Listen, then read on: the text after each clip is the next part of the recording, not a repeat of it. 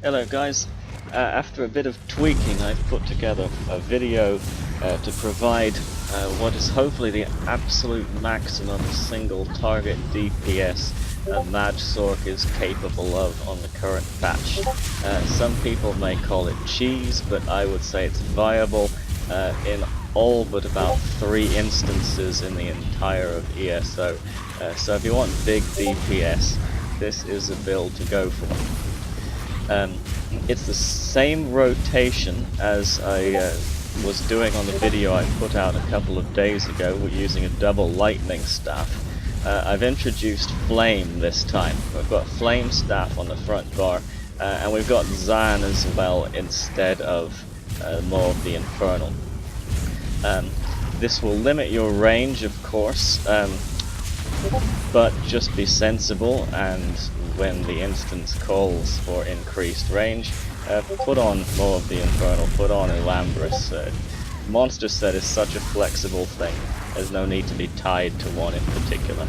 But Zaan is what's going to give you the top single target DPS in the game, if the range allows for it. That's what I was after. So, I did tweak the CP a bit, and I'll show you that. I'm sure you're familiar with the skills and other basic features by now, because it's exactly the same as the build in that respect I put out a couple of days ago. But I did tweak the CP.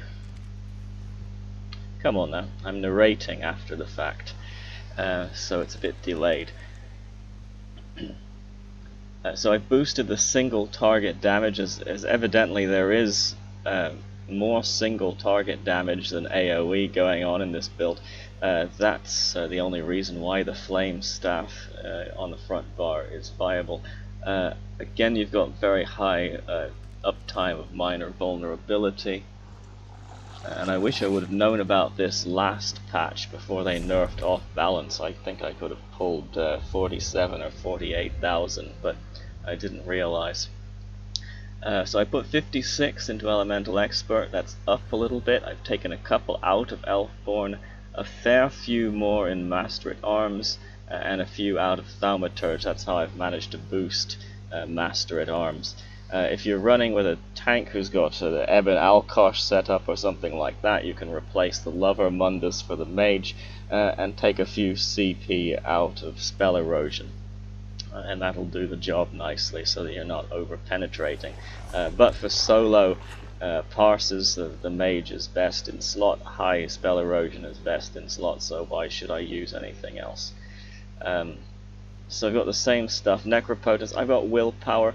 After a lot of testing between Willpower and going with the 3 pieces of Moondancer, or the 3 pieces of Infallible Ether, for me Willpower always comes up on top. That's going to be even more so when you've got SPC and the like up.